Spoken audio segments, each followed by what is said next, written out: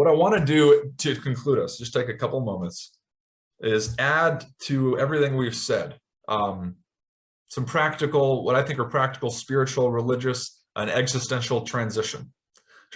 And these are, I think, at the heart of adopting or beginning to see the world the way that Whitehead imagines.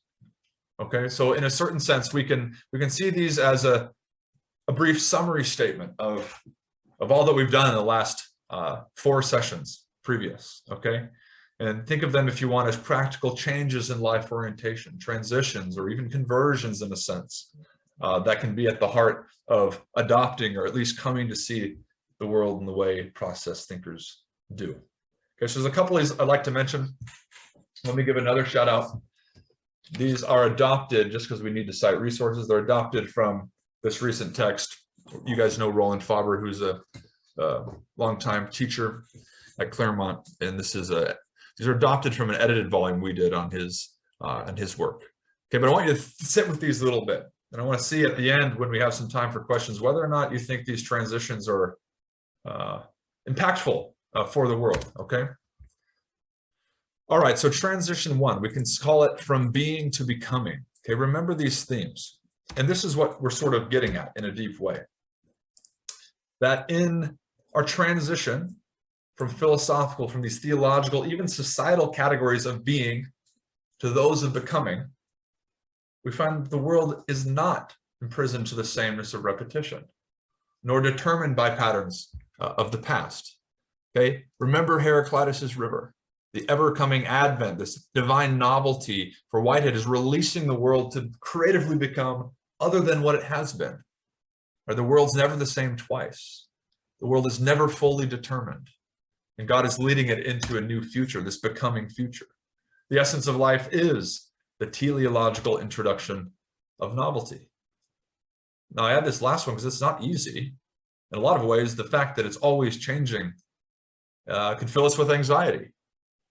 Okay, but alongside anxiety comes hope that you won't be imprisoned to the current moment, right? God is that element which releases you from the current moment into something new, if you want. Okay, so from being into becoming. Another practical, I think, transition from independence to mutual immanence. Okay, so in this transition of, think of your livelihood from independence to mutual immanence, I would say our understanding of the world begins to transform. The world is not a conglomeration of independent objects. It's a community of interdependent subjects, right? Where feeling, arguably compassion, is this fundamental category. This seems to me to be very significant. Okay, the world is not made of matter, whatever that is. It's not dead, but meaning. It's of this experiential, feeling-laden, value-laden process. Compassion. Okay? What it says, there remains no such thing as independent existence, even for God. He said it's again, the sin of theology to abstract God away from God's world, in some sense. No such thing as independent existence. Rather, every entity is only to be understood in terms of the way in which it's interwoven with the rest of the universe.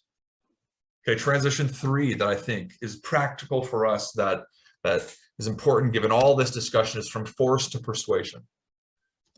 All right, if we move from the idea that there's coercive push and pull causalities, right? There's destructive religious dimensions, certainly political dimensions, there's societal expressions. If we begin to see the world in terms of relational persuasion and nonviolence, again, Whitehead, this is what Whitehead is seeing in Jesus. The world emerges not simply as externally effective or affected, but internally receptive. Okay, the language used here is sort of deliberate, right? This element of persuasion, of reception. The recourse to force, Whitehead says, is a disclosure of the failure of civilization. I love that. It's a very good critical statement. Okay, it's also a failure of a barbaric style theology, which has injected this sort of flavor of thinking, if you want, into civilizations, right? Okay, let's remember then the tender elements that Whitehead is speaking of. The tender elements which slowly and in quietness operate by love. This is where he locates the divine element. All right, transition 4. From decadence to adventure. In our transition from frameworks of decadence, societal stasis to adventure and creative advance, the world turns toward a myriad of untried possibilities. Okay, this turn, Whitehead states, it's an adventure of thought regarding things as yet unrealized. They insist that for the human condition, there's no static perfection that's possible. Rather, it's a part of this nature of things, that the essence of the universe is always transcending itself, so that advance or decadence become our options. In a sense, he wants us to choose, right? Decadence, stasis, destruction, or advance. All right, remember that the question of entropy one of you brought up earlier in our sessions. Whitehead says the universe is physically wasting, but it's spiritually ascending. Those elements of destruction or advance, right? Personally, collectively, societally, theologically. There's some room for thinking about that. Without adventure, civilization is in full decay, and so too is theology in full decay without that element of creative adventure for Whitehead. I wonder if you all agree with that in some sense. He says a learned orthodoxy suppresses adventure. It's not that orthodoxy is wrong or that there's limitations. There certainly is limitations, but that there has to be this element, this living element of adventure. All right, transition 5. From dogmatism to mysticism, okay? So we could transition then from orthodox and creedal dogmas that are vertically imagined, right, vertically sustained by authority and tradition, to the openness of this mystical, radiating experience, this emphasis on experience, horizontally sustained, or if you want to sort of see it like this.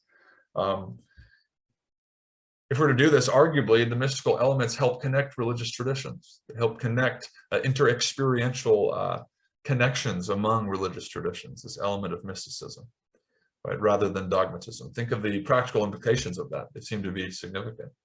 Okay, we don't want to say a dismissal of tradition, of course, but Whitehead does, I mean, he admires the tradition in so many ways, but he does say that religions commit suicide when they find their inspiration in their dogmas. And I love that language. Okay, rather, the inspiration of religion, he says, is to be found in the primary expressions of the intuitions, the finest types of religious lives. According to Whitehead, these religious lives provoke intuitive responses piercing beyond dogma. The real religious sensibility can never be about dogma, he says. It's more free, it's more adventurous, it's more mystical, it's experiential. You can't easily contain it. All right, and finally, transition 6 before we conclude. From pessimism to peace and world loyalty. Okay, so imagine that we're able to move from pessimistic dispositions, especially after this year. I mean, my goodness, that give rise to these political, religious, societal turmoil, and to those of peace and harmony. Can that transition be made, right, such that the world becomes a place of hospitality for all people, rather than hostility? What an epic and monumental question. Remember that for Whitehead, peace is an aesthetic reality. Right? It's a possibility that lies before and haunts civilization. It haunts our individual lives. And one way that he describes it, he says peace is primarily a trust in the efficacy of beauty. Notice we're back again to this aesthetic dimension. The teleology of the universe is directed towards the production of beauty. A universe, a civilization that could get along peacefully seems like a beautiful thing, right? But it seems far off in many ways, doesn't it?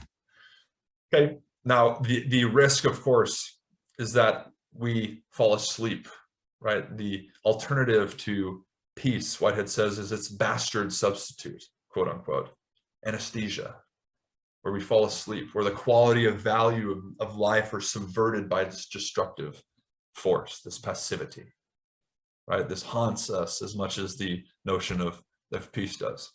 So, and finally, in contrast to escapist religious temperaments, right, that are hell-bent on leaving the world behind, Whitehead, in one definition, says that religion is world loyalty. Okay, I think his model of God and the world is significant in this way. It's a mutual loyalty.